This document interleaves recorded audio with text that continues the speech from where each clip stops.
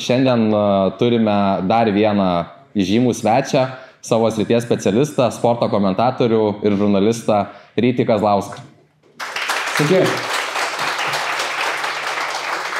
Sveikas Ryti, dar kartelį. Labai malonu, kad labai malonu, kad atvykai. Nekeista sėdėti kitoj pozicijoje. Dažniausiai tenka kalbinti žmonės, o ne būti kalbinamam. Žinai, kas keisčiausia, kad keista sėdėti šitoj scenoje, nes galimai, kai paskutinį kartą joje buvau, užsakiau dar vieną karaokės dainą iš sąrašo, po pirmos visai neblogos ir galvojau, nebombinau per pirmą dainą, tai dabar su antra pavarysiu, bet galimai buvo per daug nealkoholinio alaus ir teko labai greit nuo scenos nulimti. Tai va. Taip, tai aš tikrųjų ir norėjau paklausti to klausimo, ar daug nealkoholinio alaus tenka paragauti. Tekdavo seniau, tai tekdavo būtent nealkoholinio, ne? Ne, tai tekdavo, aš tau trumpai jau pasakojau, būdavo anksčiau mano planas. Kai tik pradėjau komentuoti, aš pradėjau nuo nacionalinės krepšinio lygos ir žmonės, kurie filmuoja tas rungtynes, dirbdavo Kaune, aš iš Vilniaus atvažiuoju iki Kauno, planas būdavo toks. Iš Vilniaus atvažiuoju iki Kauno, sėdu į autobusiuką ir mes keliaujam po Lietuvą komentuoti ir filmuoti rungtynių.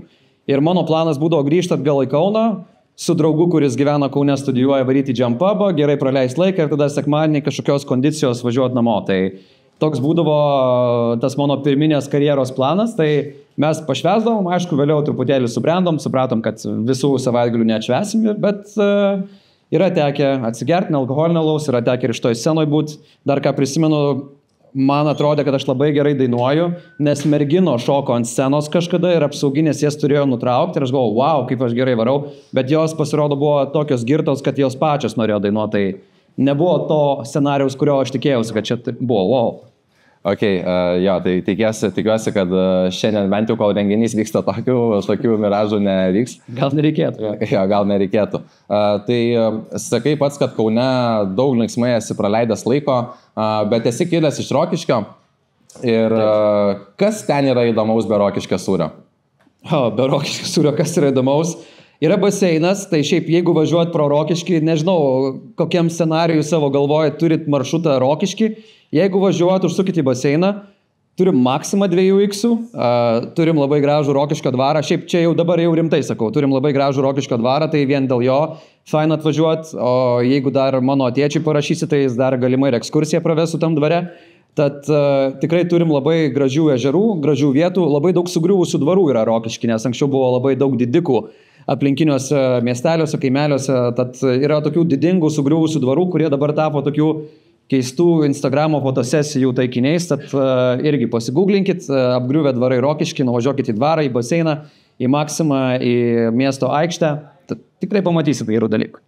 Ok, šiaip myli savo gimtąjį miestą, taip girdisi, ar ne? Jo, labai myliu, kai tik paprašo kažką padėti, pravesti renginį, prieš porą savaičių turėjom masiškiausia pieno degustacija Lietuvoje, siekė Lietuvos rekordo, tai aš ten pradėjau minimaliai pravest, bet man vis laik labai faina grįžti, aplankyti mamą, tėtį, močiutę, dar ten esančią. Nu ir šiaip, kai dar būdavo draugų, kurie gyveno Rokišky, tai ir kokia aikštelė, pažais krepšiuką ir panašiai. Tad Rokiškį aš labai myliu ir manau, kad nepelnytai gauna mažai dėmesio. Mes ten labai šiaurės rytuose jaučiuosi kaip kokiam Winterfelle iš Game of Thrones, kai grįžtu į Rokiškio į šiaurę, nes mano draugė irgi sako, blemba, važiuoju į Rokiškį, atrodo kita klimato juosta yra. Lietuva yra tokia, labai maža palyginus su kitom pasaulio valstybėm, bet nuvažiuoju į Rokiškį, tai Vilniui, jeigu ten, sakykime, žiemą būna -2, Rokiškį -10. Sako, nesąmonė kažkokia susirė. Jo. Šiaip, kai domėjomės apie tave prieš renginį, tikrai stengiamės. Čia nebus. Ne. Esi minėjęs, kad esi buvęs mokinių taryboje mokykloje, ar tiesa tai? Esu buvęs mokyklos prezidentu, jo. Ok. Ir kaip ta patirtis, nes matai, kodėl aš klausiu, nes renginys organizuojamas VDU studentų atstovybės ir tai yra toks analogiška organizacija mokinių tarybo atstovybė. Taip. Tai tiesiog įdomu, kaip tau sekėsi mokinių taryboje, ar iš jos galbūt tai ir buvo tavo karjeros pradžia kažkokia? Tai aš toks buvau labai aktyvus, labai toks hiperaktyvus vaikas, kur savo energiją išlėdavo arba krepšinio aikšteliai. arba pravesti ant kokį mokykloje renginį. Pas mus buvo netgi tokie prezidento rinkimai su labai agresyviom prezidentiniam kampanijom.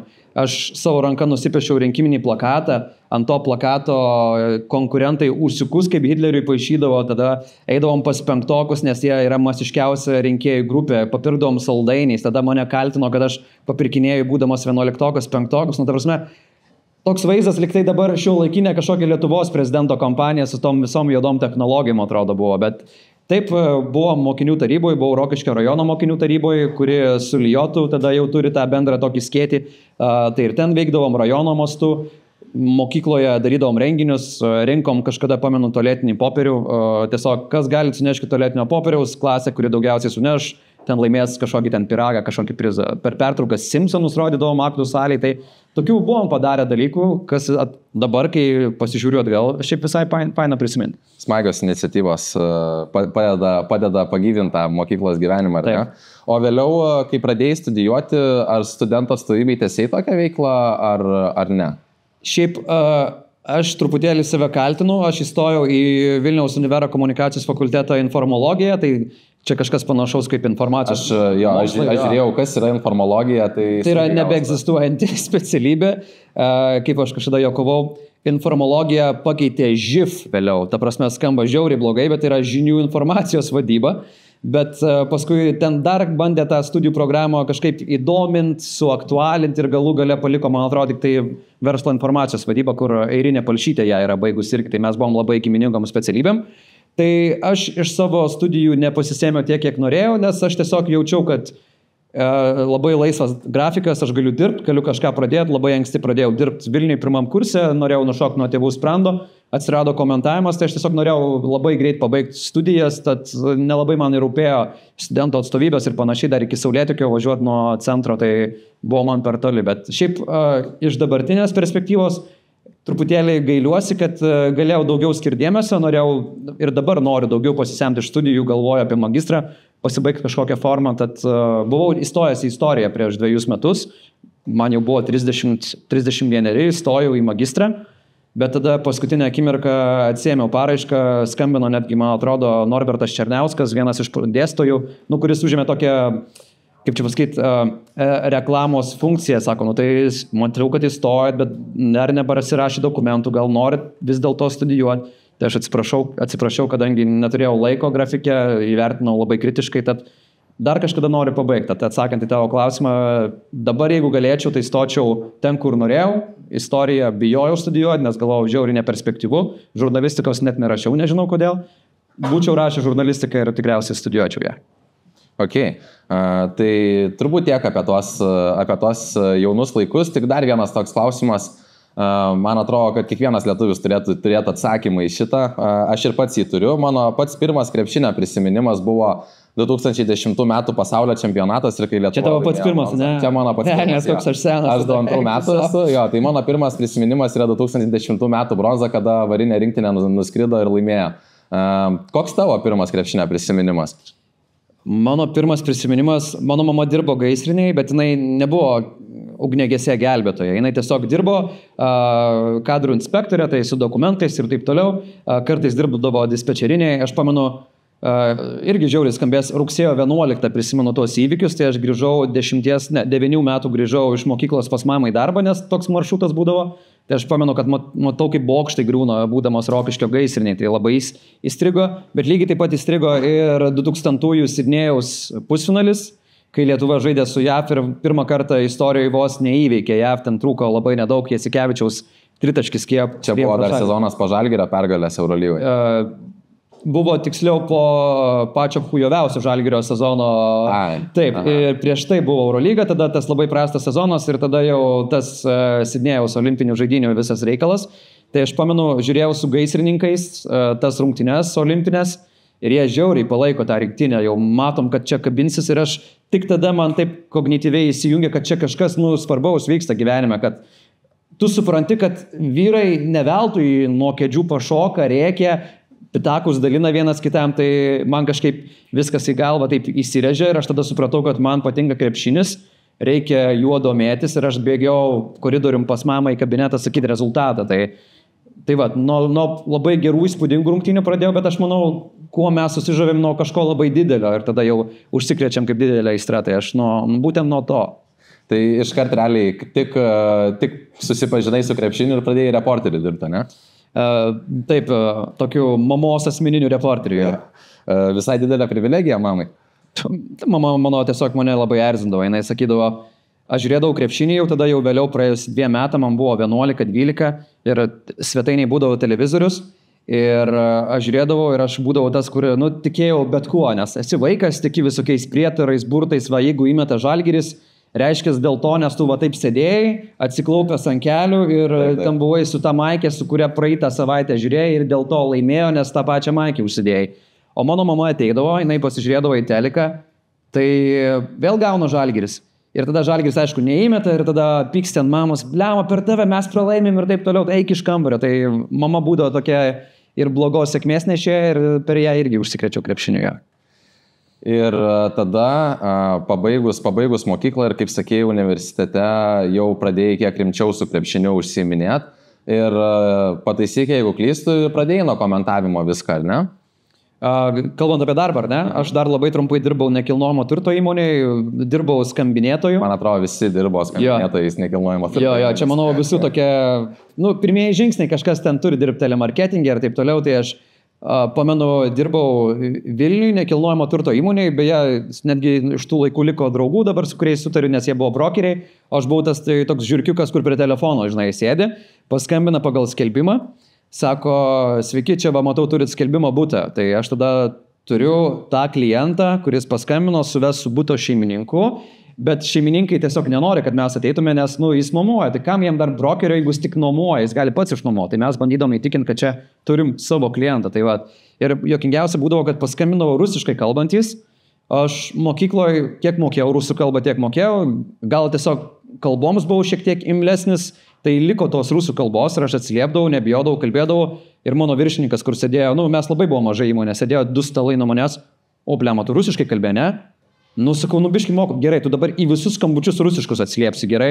Tai ten aš su savo 15 žodžių rusų kalba bandydavau susišnekėti, ten ir mane nafik pasiūsdavo ir į kitas kryptis, tai va, bet įdomi patirtis, bet kai jau teko dirbti ir brokerių, nes tiesiog mes buvom per mažai įmonė, kad mokėtų kaip skambinėtojai. Tai važiuodamas į vieną butą, žiemą su savo labai sena audinė, aš sudaužiau ją truputėlį, tai aš nusprendžiau, kad čia buvo visatos ženklas, daugiau nebedirb brokerių ir tiesiog nebedirbau ir labai greit komentavimas atsirado. Tai ir padėjo pamatą, gal kažkiek tas darbas... Ne, jie visiškai nepadėjo. Ne, nieko nepadėjo. Tas darbas padėjo tik tai nuo tėvų nugaros greičiau nulipti, nes labai nenorėjau sėdėti ant nugaros. Čia jau Vilniuje darbavais? Jo, Vilniuje. Tiesiog nenorėjau būti finansiškai priklausomas nuo tėvų, norėjau ir jiem padėti, kad aš galėčiau pats už save būti atsakingas, mokėti už nuomą. O komentavimas atsirado labai paprastai.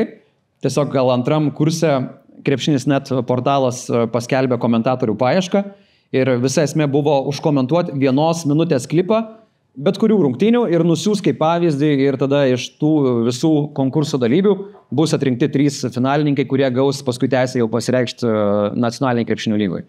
Tai aš, kaip dabar pamenu, aš užkomentavau minutę 2012 metų Eurolygos finalo, kuriame Caskas nugalėjo tai yra Olympiakosas nugalėjo Caską, treniruojama Jono Kozlausko.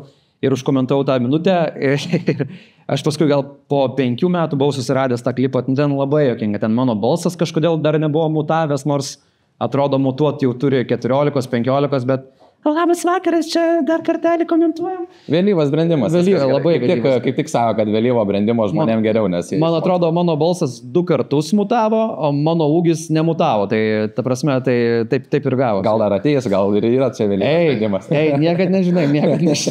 Jo, žinok, girdėjau, kad ir vadų studentų atstovybė irgi panašų konkursą organizuoja kaip ir krepšinis net. Ir yra tau tekę tokius keistesnius sportus, kiek esu matęs irgi komentuoti, pavyzdžiui, kvadrato turnyras irgi šiandien likis dalinais dar vienu. Sekmadienį jo, bus dar vienas kvadratas, labai fainai. Jo, tai gali paanonsuoti dar šiek tiek plačiau.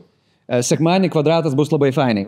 Ne, šiaip labai fainas renginys, labai netyčia pakvietė mane, netgi šiek tiek buvo nedrąsu prieš tą pirmą renginį, kai žaidžia žinomi žmonės kvadratą, o mes taip atrodo su Karoliu Tiškevičium turim ten ateiti, kažką komentuoti, bet tuo ir buvo smagu, kad nieks nesiruošia, tiesiog ateini, geras vaibas, komentuoji, antram kvadrate jau truputėlį atrodė, kad reikia čia dar kažką pasistengti, bet tada irgi pašnekėjom, kad, jeigu pirmiam veikia tas labai laisvas formatas, kodėl mums jo netęsus, galvom tą patį daryti. Jo, tai mes irgi nenorim čia kažko labai išradinėti dviračio ir VDU studentų atstovybė planuoja organizuoti bomžpakių valgymo varžybas. O taip, ir mes tiesiog jau kaip ir viską esam paruošę, bet ieškom komentatoriaus, tai turime tau klipuką poros minučių ir gal norėtum pasibandyti, kaip sektųsi tokį pakomentuoti. Jūs užfilmavot, kaip kažkas valgo bomžpakį? Aš manau, tiesiog paleisk video. Ir man dabar reikia komentuoti? Taip. Labas vakaras, sveiki atvykę į dar vieną vargšų studentų organizuojamą konkursą. Kadangi biudžetas šiam renginiui yra viso labo 20 eurų, mes tiesiog organizuojame varžybas iš tų dalykų, kuriuos galime įsigyti už 20 eurų. Reikia turėti omenyje, kad 15 eurų jau esame pragėrę dieną prieš tai. Pirmoji rungtis – bomžpakių valgymas, 3 merginos, 3 iš Kybartų kilusios merginos, kurios dalyvauja bomžpakių valgymo varžybose. Joms tai yra pietus, pusryčiai ir vakarienė ir jos yra labai patenkintos. Kažkodėl viena iš dalyvių net nežino, kad reikia valgyti greičiui. Viena iš dalyvių bando siurbimo taktiką, įdomu, iš kur tai yra atėję, o vidurinioji mergina ir toliau mėgaujasi varžybomis, bet ne valgymų. Panašu į Vilniaus Ryto naudojamą taktiką Lietuvos krepšinio lygoje. Kairėje pusėje esanti mergina pravardę Bokalinukė, neseniai paleista iš socialinės apsaugos rūpybos centro, tiesiog naudojasi progą pavalgyti, Maisto bankas yra jos rėmėjas. Štai, dešinėje esanti tiesiog faina mergina jau sunką geria. Taip geria, jog netrukus atsikęs ir lėkštės bei šakutės. Nuostabu. Žiauriai geras metabolizmas pas tiesiog fainą turnyro dalyvę ir aš manau, kad mes turim nugalėtoją nealkoholinę alutę esantį viduryje ir toliau tiesiog per klaidą pateko į šias varžybas. Sveikiname tiesiog fainą, jį iškovoja pirmą vietą, nusivalo megztiniu, kas nėra draudžiama šiose varžybose, o Bokaliukė, ne Bokalinukė, pasirodo Bokaliukė jau irgi yra perėjusi prie sunkos. Antroji vieta, jai yra tai, ko ir siekia gyvenime, iki pirmos vietos dar reikia paaugti, o dešinėje pusėje esanti mūsų turnyro dalyvė jau ir atsikando lėkštės. Sveikiname šioms turnyro dalyviams, susitiksime jau ir Lietuvos lygoje bomžpakių valgymo čempionate. Tiesiog nuostabios varžybos ir čia matome pirmąjį ginčą. Socialinės rūpybos darbuotojai jau ieško šių merginų. Pavlojam reikiai.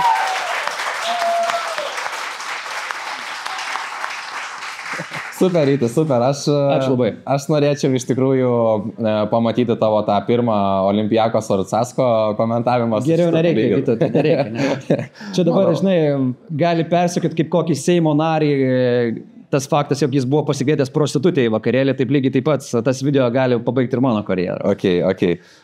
Jo. Nuostabu, šiaip iš tikrųjų nesitikėjau, kad taip puikiai viskas gausis, bet čia yra lygis. Ačiū tau labai. Sako, nesitikėjau, kad gali komentuoti. Ei, ne taip sakiau. Kaip mano sesuo yra sakęs, tu esi mano top 5 komentatorių sąraše. Tai aš tau 20 tikriausiai. 20, gal nežinau, jie komentatorius. 20 gal nelabai susidaro. Jo, bet gal bent jau sesės top 5 šeimos narių sąraše esi. Kaip 4 asmenų šeimoje būčiau labai viltingas, kad patekčiau į tą 5. Augintinių turit? Turėjom, tai kai turėjom šunį ir katę, tai buvom 6, tai nebūtinai ir patekau į tą. Didelė, dėl to 5. Labai fainai, tai gal tada ir pratęskim apie tą komentavimą. Man labai įdomu yra vis tiek komentavimu, ten gali pasiruošti varžybom, viskas vyksta, tu tiesiog komentuoji tos įvykius aikštelį, kas aišku irgi nėra sunku, bet tu kaip ir dirbi pats ir nuo tavęs viskas priklauso. Ar pameni savo pirmą karštą interviu, kai reikėjo ateiti ir pakalbinti žaidėją, kuris dar kvėpuoja po varžybų, kuriam sunku yra dėlioti sakinius ir tu turi jo neužknisti ir tiesiog gauti šią informaciją, kuri būtų įdomi žiūrovui? Yra buvę labai daug situacijų, kai tu kalbini žmogų ir tu matai, kad jis yra užsiknisęs, užsipisęs ir jis tikrai nenori atsakinėti. Ir tu turi užduoti klausimus, kurie yra įdomus, tai yra apie rungtynės, kas gavosi negerai. yra tikrai nekart buvę, kai tu kalbini treneris tiesiog akimis žaibus tavo laido ir tu supranti, kad tikrai nieko gero nebus. Pats pirmas intervas mano buvo su Marium Kiltinavičium.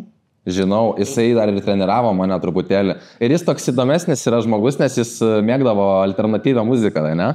Tai jis tuo metu buvo šviežiai baigęs karjerą Neo grupėje. Jeigu nežinot Neo grupės, tai pajutubinkit. Ir jis Ievos Zasimauskaitės buvęs vyras. Taip, ir buvo net ant scenos, Eurovizinės scenos. Jo. Tai jis irgi turėjo tą tokią labai keistą manierą, jis labai nedaug žodžiavo. O aš, ką tik tapau komentatorium tose rungtynėse, pirmą kartą gyvenime komentavau ir dar po rungtynių reikia pakalbinti ir aš dar su savo to balsu. Tai kas nepavyko jums šiose rungtynėse? Aš nežinau kodėl, bet tikrai nebuvo mutavęs balsas. Tai tikrai buvo nelengva, bet sakau, yra buvę, kai nenorėjo žaidėjai išnekėti ir panašiai. Šiaip viena istorija, nesakysiu žaidėjo vardo ir pavardės, bet tiesiog parodysiu, kaip kartais būna dylinant su žmonėm. Gavau užduotį po rungtynių pasvaly pakalbinti vieną žaidėją, nes tas žaidėjas tapo geriausiu mėnesio žaidėjų vienoje lygoje. Čia ne LKL netgi. Ir aš nueinu prie to žaidėjo, sakau, labas, labai normaliai man atsakė, ar galėčiau tave po rungtynių pakalbinti, tiesiog tu tapai mėnesio MVP, man reikia tave pakalbinti. Ne. Bet taip atsakė, sako, ne. Lietuvis? Lietuvis. Sakau, tai kodėl? Ne, sako, tikrai, labai prastai šneku prieš kameras, tikrai nenoriu, bet sako, sorry, viskas tvarkoja, nieko prieš save neturiu, bet nenoriu. Aš taip, okei. Ir tada pasakiau komandos vadovai, sakau, man reikia jį pakalbinti, sakau, sorry, darykit kažką. Tai tada komandos vadovas jį atvedė po dušo, visą nusipraususi ir aš dar jam sakau, dar anglų kalbą mes kalbėsim. Tada jam jau tas buvo vienodai faktas. Ir aš užduodu jam pirmą klausimą ir jis pradėjo mikčiot, bet iki tokio lygio, kad man net pačiam buvo baisu. Aš tikrai čia nebandysiu pavaizduoti, kaip žmogus mikčioja, neskau, kas tas žmogus yra, bet jeigu netyčia, nusilykintų, nenoriu, kad skambėčiau žaidžiančiai, bet jis tiesiog kiekvieną žodį mikčiojo. Ta prasme, jis tokį stresą jautė prieš kamerą, nors nebuvo jokių žiūrovų, tiesiog one-on-one su kamera. Jis mikčiojo ties kiekvienu žodžiu ir aš tiesiog matau, kad čia nebus jokio intervo, nebus visiškai jokio intervo, tai dar paklausiu iš mandagumo 2 klausimus ir mes baigiam tą pokalbį. Tas juokaudamas žaidėjas taip liūdnai sako, taip prasikarpysi, galvoju, ką čia prasikarpysi, čia beatboxas nebent buvo, tai nieko aš neprasikarpysiu, Tai tiesiog parodo, į kokias situacijas tu gali patekti, nes niekada nežinai, čia yra žmonių verslas, čia ne tik krepšinis, čia jeigu bet kokį intervą darot su žmonėm prieš kamerą, vieni jaučiasi patogiai, kitiem yra didžiausias stresas pasaulyje. Ir man tai buvo tokios pirmos pamokos, kur aš tiesiog supratau, kad krepšininkai, jie nėra kažkokie milžinai, jie dažniausiai bijo tavęs to 1,7 m čiuvelio labiau negu, to žaidėjo, prieš kurį bando dėti krepšį, nes tiesiog, jie nežino, jie nekontroliuoja tos situacijos. Tad, kai jie nežino tos situacijos, nekontroliuoja, tai jie pradeda, ir piktai atsakinėti, ir iš baimės atsakinėti. Atsisakau, man labai tie pirmi keli metai daug atvėrė dalykų apie žmonės, apie tą tarpusavio ryšius, psichologiją, kad, stresinėse situacijose mes esame visi skirtingi ir vieni nusišneka stresinėse situacijose, kiti jaučiasi lyg kontroliuotų visą pasaulį, nes iš tam chaose jie kaip žuvis vandenį, o kiti tiesiog, irgi pamatai juos tokius, kokių nesitikėtum pamatyti irgi. Taip, čia yra intervai, yra ir kita medalio pusė, komentavimas ir irgi labai įdomu būtų išgirsti, ar buvo kažkokių netikėtų situacijų komentuojant rungtynes, gal kažkokių yra įsiminusių kuriozų, vis tiek tiesioginė transliacija, įtampa, reikia čia ir dabar paduoti žiūrovams tą turinį. Ar yra kažkas sutrukdė to turinio perteikimui? Yra buvę, kad tiesiog komentuoja, prieina prie tavęs girtas žmogus, tu pasakyk, kad teisėjas gaivys. Ta prasme, ir jam net nereikėjo man perduoti žinutės, nes jau viską girdėjo ir ta prasme transliacijos žiūrovai, nes tiesiog prie mikrofonų buvo. Čia aukštam lygyje tas vyko. LKL yra buvę nekart, yra buvę situacijų, kai aš tiesiog komentuoju ir tiesiog taip atkeliauja man bokalas, ant stalo padeda ir klubo vadovas Joniškio, čia išgersi vėliau, ta prasme, aš taip sakau, čia galus, negaliu gerti. Taigi viskas tvarkoja, išgersi vėliau per pertraukėlę. Tai yra buvę kažkada garso pultas užsidegęs, aš komentuoju ir aš matau, kaip prieš mane esantis pultas, kur aš galiu savo garsą mikrofono valdyti, aplinkos triukšmą valdyti, tiesiog pradedu rūkti. Ir aš rodau transliacijos režisieriui, sakau, blemba, degas, daryk kažką, nusėmęs ausinės, tas paėmė, ištraukė iš rozetės ir vėl įkišo atgal. Ir veikia tas pultas, ta prasme, nieks neužsidegė, veikia, tai čia yra buvo tokių situacijų, yra dingusi elektra, esu Arvydą Šikšnių pavadinęs Arvydu Šiknium ir tada galvoju, eik tu nafik. šiaip dar kas buvo šitam sezone, bet nieks netkreipė dėmesio, bet dabar čia taip prisiduosiu. Jau po sezono. Jau po sezono ir aš taip komentuoju. Ir man būna, kad parašo random žmonės per Instagramą, per Messengerį. Komentuojant. Jo, ir aš neišjungiu Messengerio, nes kartais būna gerų pastabų. Pavyzdžiui, teisėjai parašo, sako, sorry, nepamatė to epizodo, ten buvo taip ir taip, dėl to ir to, žinai. Tai dėl to aš kartais pasižiūriu tas žinutes. Ir man vienas rašo žmogus, ar tu ką tik pasakėjai, eterį prapiso? Sakau, tikrai ne, tipo per pertraukėlę atrašinėjau, sakau, tikrai ne, tikrai taip nesakiau. Tada rašo kitas. Labas ryti, ar tu ką tik eterį paskui prapiso? Ir aš taip, aš nesakiau prapiso, žinau save, dar ne taip, žinai, atsipalaidavęs, esu, žinai, visą laiką pasiruoši, žinai, valdai save, žinai, kad nenuskeiptum. Tada kažkaip susimaščiau, sakau, draugiai, davai atsisuk transliacijos įrašą, tai ir minutė, žinai, netgi galvoju, prisiminiau, kuri gali būti minutė, nes pagal žinutės. Sako, tu pasakei prapiso kamuolį. Ir aš tada pradėjau save mąstyti ir aš tada supratau, kad aš norėjau sakyti prakniso kamuolį, bet kadangi aš tą žodį vartoju, nežinau, retai ir smegenys tiesiog taip suveikė, tie laideliai patrumpino. Edgaras Ulanovas prapiso kamuolį ir toliau, žinai. Ir aš taip, ta prasme, bet sako, draugė, viskas tvarkoja. Tai viskas natūraliai skambėjo, kad tikrai nieks neišgirdo, žinai, ir aš tiesiog po tų rungtynių galvojau, kiek čia dar man liko karjero, žinai. Norėtum, kad būtų galima taip daryti? Šiaip priklauso nuo formato, žinai, jeigu labai atsipalaiduoji, kaip, pavyzdžiui, per kvadratą, kai komentuojam, faina, žiauriai faina, kad tu gali atsipalaiduoti ir nusikeiki kartais ir tokį laisvą formatą palaikai, faina, bet, žinai, aš krepšinį myliu tikrai tiek labai, kad aš noriu geriausiai įmanomą produktą pateikti.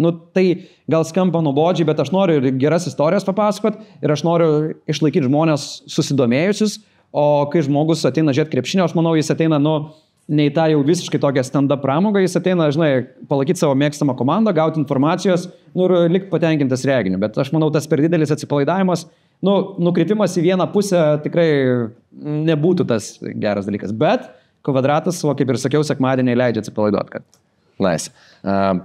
Čia yra susirinkę daug jaunų žmonių, pagrindė turbūt studentai ir manau, kad yra gal net ir tokių, kurie atvyko būtent su tą mintim, kad pasiklausyti jau patyrusio sporto žurnalisto apie tai, kaip pati sporto žurnalistika veikia ir kas ten yra įdomu. Kaip apskritai žmogui norinčiam patekti į šitą veiklą prasimuš paprasčiausiai, nuo ko pradėti, nes tikrai dažnai sunkiausiai yra pati pradžia. Gal turi tiesiog patarimų arba savo patirtim pasidalintų, nuo ko pradėti reiktų? Aš tai manau, pats svarbiausias dalykas, ir tai liečia ne tik sporto žurnalistiką, tai liečia labai daug sričių gyvenime, yra tiesiog sukauptos žinios ir nuolatinis domėjimasis tame lauke, kuriame tu nori kažkada galų gale veikti gyvenime. Jeigu tau patinka gėlininkystė ir tu neįsivaizduoji savo gyvenimo be floristikos, gėlių auginimo, vazonėlių ir taip toliau, tu matyt jau esi sukaupęs kažkokią patirtį ir tu tame lauke gali kažką pasiekti, ar ne?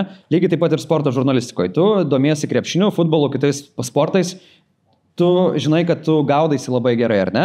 Bet tau dar reikia daugiau to kreditingumo, tai yra daugiau to svorio, ar ne? Tai tu įkaupi gilindamasis papildomai, skaitydamas literatūrą, sekdamas sporto varžybas, sekdamas galų galę žmonės, kurie veikia tame lauke, galbūt net parašydamas jam, apsikeisdamas pirmom žinutėm ir bandydamas kažką kurti savo. Aš bandžiau kurti savo per konkursą, tai yra tapdamas komentatoriumi irgi bandydamas sukurti jau kažkokią savo liniją ir panašiai.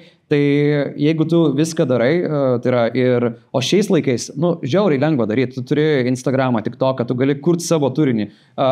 Yra daug, mačiau YouTube kūrėjų, labai jaunų kūrėjų, kurie, pavyzdžiui, šeštokais būdami daro krepšinio podcastą. Gal juokinga, nes, neprofesionalų šeštokai daro, bet žiauriai faina, kai pagalvoju, ta prasme, susirenka kažkokie mokinukai, lankantis krepšinį Vilniuje ar Kaune ir kalbina. Aš pamenu tas Aistis, kuris dabar yra LKL reporteris, žinai, jam 15-16 metų jau, bet jis irgi pradėjo nuo 11.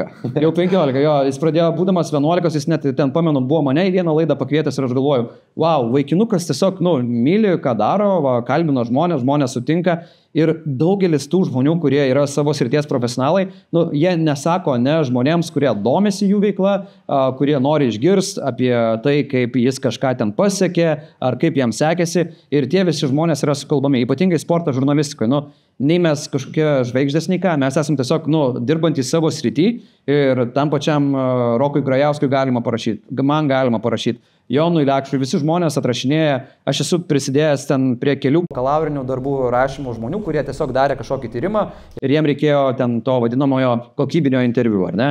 Tai aš vis laik padedu žmonėm, keliauju su vieno draugo projektais, mes keliaujame ir per mokyklas, esu buvęs ir vairiuose kaimeliuose, aš pats iš nedidelio miestelio, tai aš suprantu, kad kartais žmonės reikia tiesiog padrąsinti, daryk, kas tau patinka, nebijok, kad tau tėvai ar ten aplinka sako, kad čia neperspektyvu, jeigu tu būsi pats perspektyvus tame lauke, tai galų gale tai duos kažkokį rezultatą. Tai aš manau, su kiekviena profesija yra patarimas tiesiog kaupt žinias, būti kaip įmanoma labiau profesionaliu, dėti papildomus žingsnius ir viskas kažkada ateis. Mes iškart matom žmonės, kurie turi žinių ir apie tai protingai sugeba postą parašyti. Ar tai būtų Facebookas, Threadsai, ar Instagramo nuotraukas su papildomu kažkokiu captionu. Iškart matosi, kad žmonės kažką gali pasiekti. Tai mano patarimas būtų labai paprastas. Jeigu jums kažkas patinka, jūs esat jauni iniciatyvų žmonės, tęskit, ką darot, darykit papildomai, rašykit tos srities profesionalams, klauskit patarimų, žmonės atrašo. Ta prasme, net ir politikai, aš pažįstu daug bičiulių, kurie studijavo politiką, rašydavo Seimo nariam, rašydavo net ir ministram, viceministram ir atrašydavo tie žmonės. Ta prasme, Vilniaus meras yra atrašęs mano vienos grupiokės bakalaurinio darbo tema irgi. Ta prasme, žmonės dažniausiai atrašo, ne visi, bet jeigu tu pakankamai durų pasibeldi, kažkada prisibeldi, tai labai paprastas patarimas. Ok, labai įdomus žvilgsnis, nes šiaip daug kas šneka, kad tam, kad prasimuš tokiose veiklose, sakykime, kurios viešos yra, tai labai reikia kažkokių tai pažinčių turėti, tai nemanai, kad vienintelis kelias yra pažintis. Oi, tikrai nemanau, kokių aš pažinčių turėjau, aš jokių neturėjau pažinčių, visiškai pradėjau nuo visiško nulio, bet jeigu tu kažką aktyviai darai, tos pažintis kelyje einant atsiranda. Ta prasme, aišku, vienas dalykas paprastas, reikia būti adekvačiu, ta prasme, nereikia įsivaizduoti, kad tu ten pradėjęs kažką ar komentuoti, rašyti straipsnį, tu jau po metų būsi ten top 5, žinai, top 10, tai yra pakankamai ilgas kelias. Aš irgi, kai pradėjau komentuoti, aš vis laik save vertinau, būdamas ant žemės kojom, aš jaučiu, kad nei esu geriausias, nei ką, bet jeigu aš gausiu papildomą galimybę, tai reiškia, esu bent jau pakankamai geras, kad gaučiau kitas rungtynes įmanomas. Tai, kaip čia sako krepšininkai, mes negalvojam apie finalą, mes galvojam apie kitas ateinančias rungtynes. Jeigu tu galvoji paprastai, kad, padariau vieną gerą darbą, kaip galiu padaryti kitą gerą darbą? Eini nuo darbo iki darbo, nuo pasiekimo iki pasiekimo, kažkada sustoji ir pažiūri, blemba, jau visai nemažai yra. Tiesiog turėk ką parodyti, turėk ką papasakot. Jeigu esi komentatorius, plius minus turėk kažkokį balsą, kuris leidžia komentuoti, nors tų komentatorių ir tų balsų tembrų yra įvairių. Tai aš įsivaizduoju, jeigu turi tą visumą, tikrai pavyks ir nereikia net tų pažinčių. Aišku, jeigu tu nori būti Eurovizijos scenoje didžioji ir tu esi dainininkas, jaunas, pradedantis, tikrai čia gal biški ir kiti reikalai, bet, kalbant apie sporto žurnalistiką, tai aš manau, viskas tik nuo tavęs priklauso, nuo žmogaus pastangų.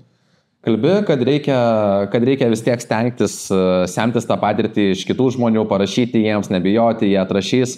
Kaip pats pradėjai, dabar jau tu esi Rytis Kazlauskas ir visi taip žino, tu turi savo stilių ir realiai gal net kai kurie žmonės tave iš balso geriau atpažintų negu iš veido. Nuo ko tu pradėjai, kalbant apie autoritetus, į ką lygiavaisi, nes ir muzikantai daugelis bando kopijuoti kitus stilius žmonių, kurie jam patinka. Ar turėjai kažkokį tai autoritetą kaip komentatorių ar kažkokį tai žmogų, į kurį žvelgiai, bet jo nebūtinai pažinojai? Aš nežinau, bet aš kai pradėjau komentuoti, panašiu metu pradėjo ir Karolis Tiškevičius, ir mūsų keli kiti komentatoriai kartos tos pačios. Mūsų kažkodėl kokius 3-4 komentatoriams su Robertu Petrausku maišė. Ta prasme, Robertas Petrauskas komentuoja, ne, čia kažkoks naujas, ta prasme, iki tokio ten kvailo lygio, kad komentuoju aš rungtynės, jau ten pavyko per teliką prasimušti. Močiutė sako, o tai tu komentavai ar ne, ta prasme, tik taip pabaigoje pasakė, kad Rytis Kazlauskas komentuoja. Tai maišydavo mus, žinai, nes aišku, dar nėra tos drąsos, tą stiliaus savo ieškai, kažką pakopijuoji, tai nenuostabu, kad ten Robertas Petrauskas, Linas Kunigėlis, Nerijus Kesminas man žiauriai patiko. Na kągi, taip. Nors yra tekę girdėti, kad Nerijui Kesminui mano futbolo komentuotos rungtynės labai nepatiko, ten teko vienas... Kirto į širdį šitas. Ne, nes aš futbolo nemėgstu, tai, žinai, man tiesiog reikėjo atlikti darbą, aš nelabai gerai atlikau, man atrodo, ir tiesiog ir viską, žinai. O kalbant apie balsą, ir prisiminiau vieną istoriją iš Jam Pubo, kaip dabar pamenu, tam balkonė mes buvom, draugai nuėjo parūkyti, aš juos nuėjau palydėti parūkyti, nes pats nerūkau. Ir ten kalbas su viena mergina, mano bičiulis, ir ta mergina ten kažką, ten krepšinis tau patinka, jo, aš esu, galvoju, pajokausiu, aš esu tas balsas iš Farų laidos, sakau. Sako, keik, nesąmonė, sako, nesitu. Sakau, jo. Sako, nu davai, pašnekė. Sakau, Kaunas, 12 valanda, grupelė jaunuolių nusprendė šitą vakarą paversti dar geresniu ir padegė šalia policijos komisariato esančią šiukšlių dėžę. Jinai, eik tu savo, eina savo, blemba, viskas, davai, mūsų chebra, ten, Dainiau, ateik! Ateik, Dainiau! Tai prasme, nu davai dar kažką pasakyti, blem, aš galvoju, fuck, nu jau prisidirbau nesąmonę. Nu tai ten, žinai, dar ten kažką, pasakiau. Eik, tu savo gerą, nu tipo, mes kažkiek dar valandėlę su jais pabuvom. Nu bet tipo, jokinga buvo. Tai aš kartais to savo kažkokiu komentatoriaus pastorintų balsu aš bandydavau pasinaudoti, žinai, kartais. Tokia alternatyvi profesinė pergalė Jam Pub įvyko. Jo, tai Jam Pub yra buvo, čia esame ir Erasmusais apsimetę, bet čia ne šitam pokalbį, jo.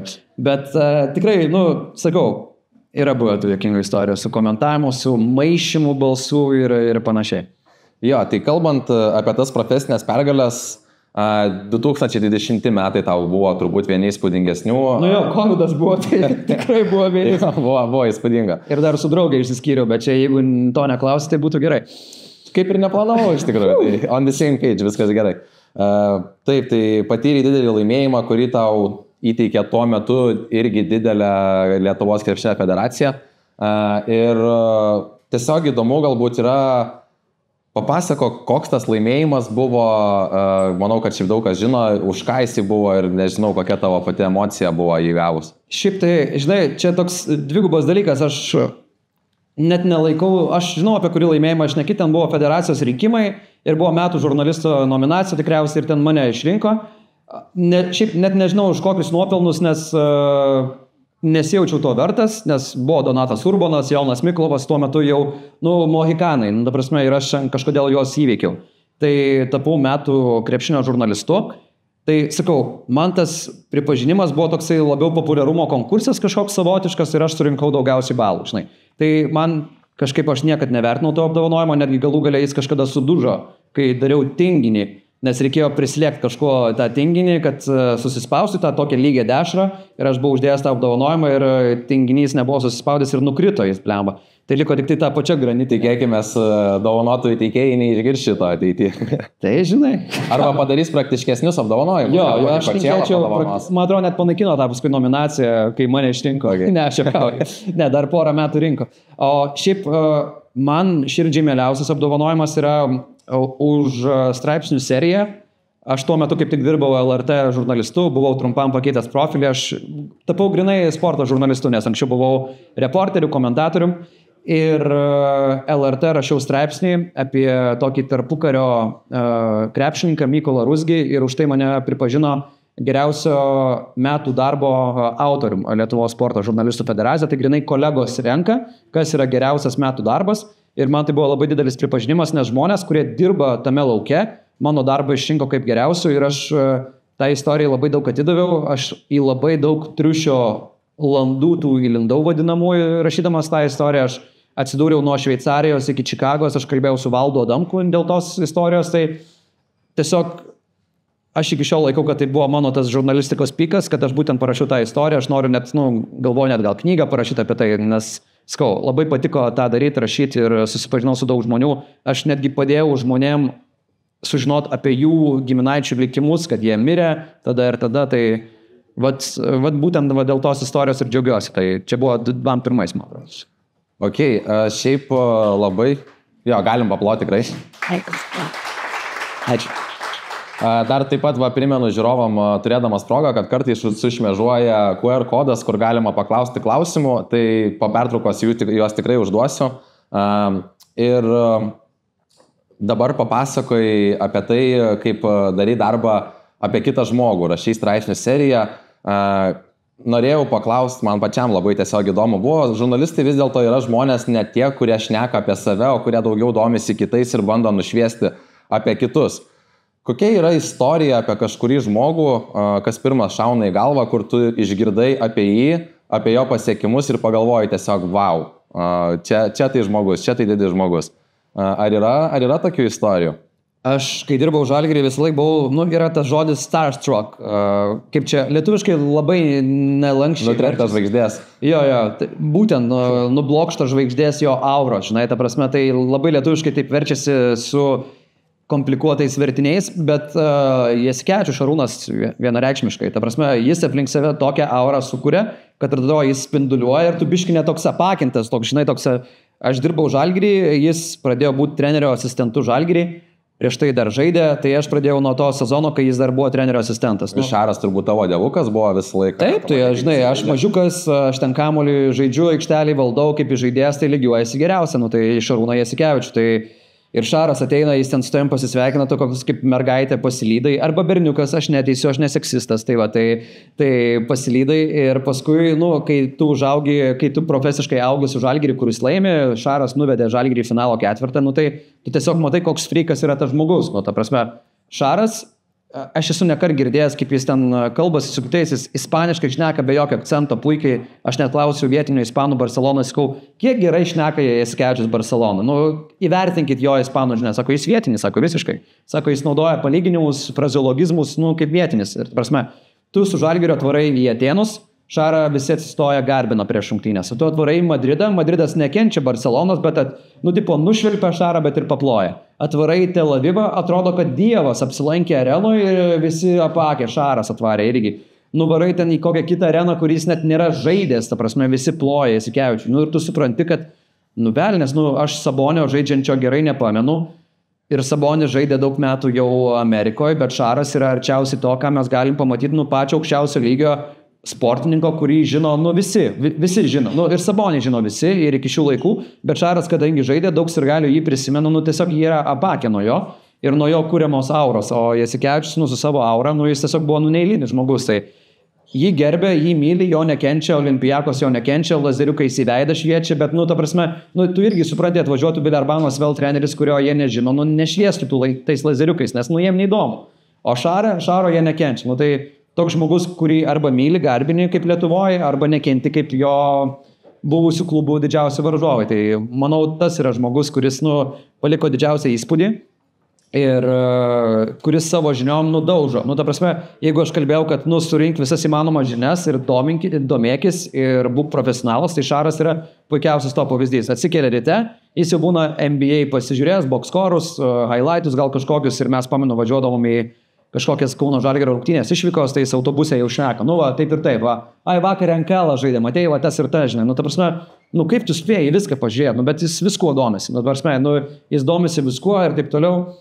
Kažkada teko uždaryti vieną sezoną, sako Šaras, jau ten buvom truputėlį nealkoholinio alaus gal padauginę, sako, mačiau lėktuvę kažkokią knygą skaitai ten, apie ką skaitai ten, aš papasakau, sakau, o ką tu skaitai, Šarai?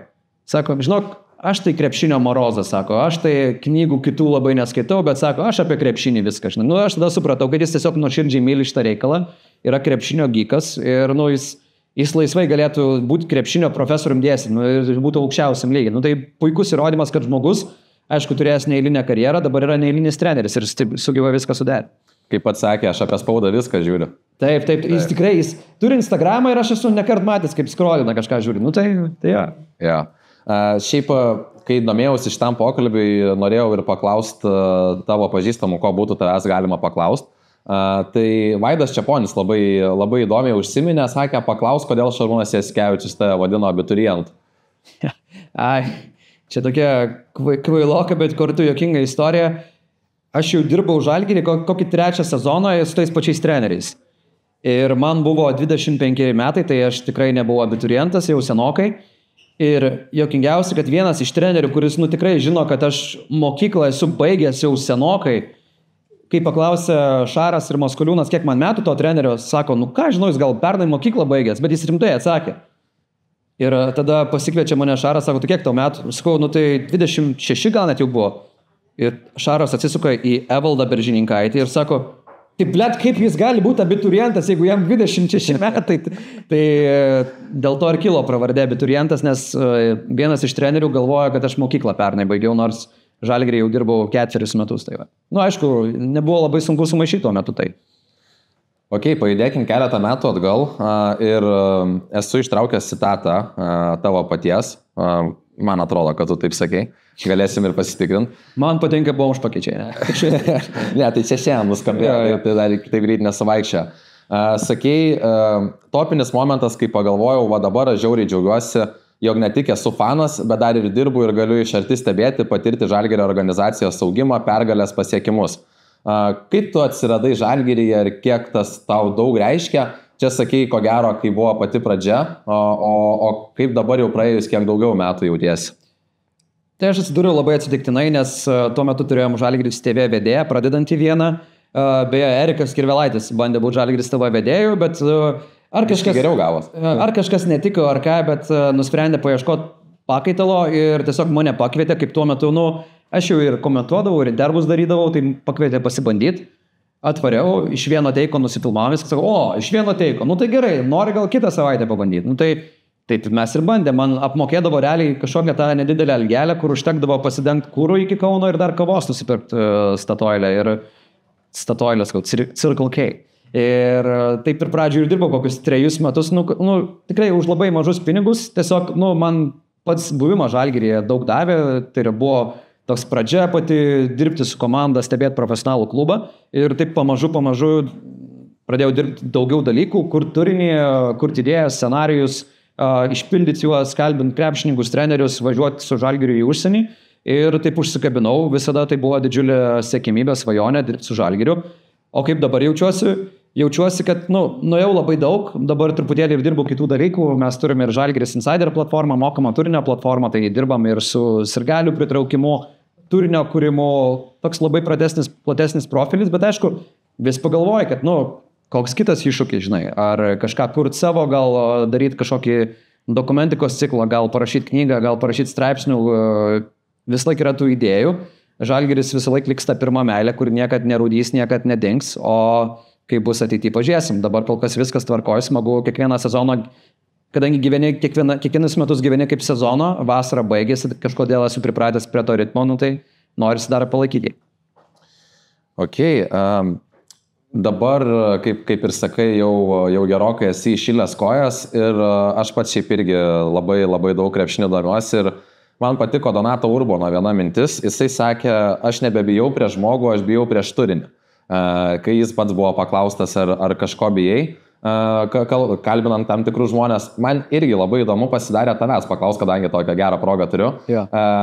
Ar tu bijai kalbinti dar kažkurios žmonės, o jeigu nebijai kalbintų žmonių, tai ko tada bijai, vis tiek turi kažko bijoti? Ne, tikrai, aš manau, kad baimė turi likti lipant ant scenos ir kažką veikiant. Nes jeigu nėra to jaudulio, kuris tave anksčiau skatindavo daryti dalykus, lipti iš savo komforto zonos, tai reiškia, kad, arba tu jau pasieki tą emocinį maksimumą ir tiesiog esi užsidumblėjęs ir, ta prasme, tavęs nieks nebeveda į priekį, arba kažką turi minimaliai pakeisti, kad vėl tave domintų ta veikla. Tai man ir su pašnekovais, ir aš pamenu, ir tikrai buvo ir neigiamų komentarų, mes kai kalbinom Andrėją Trinkierį su Tautvydu Saboniu, ir Andrėją Trinkierį reikia suprasti, yra žmogus, kuris kontroliuoja viską. Tai jaučiasi ir iš pokalbių su žiniasklaida, jis savo naratyvą primeta ir jis kontroliuoja. Yra tokių žmonių serija, grupė ir aš, ta prasme, visiškai natūraliai tai žiūriu. Ir aš atrodo pasiruošiau tam intervui ir taip toliau. Ir čia sėdi, kaip tu sėdi Andrėją Trinkierį, per vidurį sėdi Tautvydas Sabonis ir aš tas žurnalistas, kur pasiruošiau, žinai. Ir aš kažkaip galvojau, atėjau toks pakankamai atsipalaidavęs ir aš galvoju, kadangi savas treneris mane žino, tai čia bus lengva, pravarysim tą intervą, apie jį klausimai. Ir aš taip koją ant kojos sudedu, jis pasižiūri mano kojines ir jos buvo violetinės. Sako, did you know that in Italy, the purple color is the color for bad success? Ir aš toksai, wow, tipo kažką, tai tikiuosi, kad čia nebus blogos sėkmės. Ir aš taip, blemba, mane jau prigavo, aš toksai, gerai, važiuojam ir ta prasme. Ir tas intervas jis gavos kaip kažkoks toks tardymas toks Tautvydo Sabonio. O aš tiesiog dalyvau, tai Andrė Trinkieriui nelabai manęs reikėjo tame interviu, jis tiesiog Tautvydą Sabonį nusprendė kontentą pasidaryti, patarti Tautvydą Sabonį ir aš toks sėdžiu, tipo, jis kažko paklausė Tautvydo Sabonio, nors mes su Saboniu vedėjai. Tada sako, okay, now you can continue. Ir tada leidžia kažką man paklausti. Ir aš taip lempau, tada bandai grįžti tą pokalbį, okay, palaikai, viskas tvarkoja, jauti, kad, čia, žinai, jaudulio yra. Ir tada ten vienas paskutinių klausimų sako, all right. Noriu pertraukti tave. Kaip Trinkieris, blemba.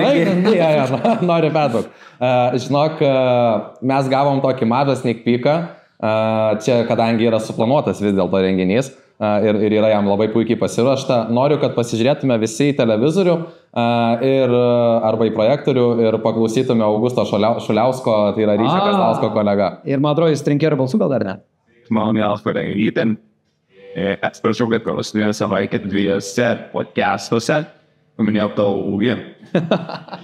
Bet šiaip, man pasimtų toks.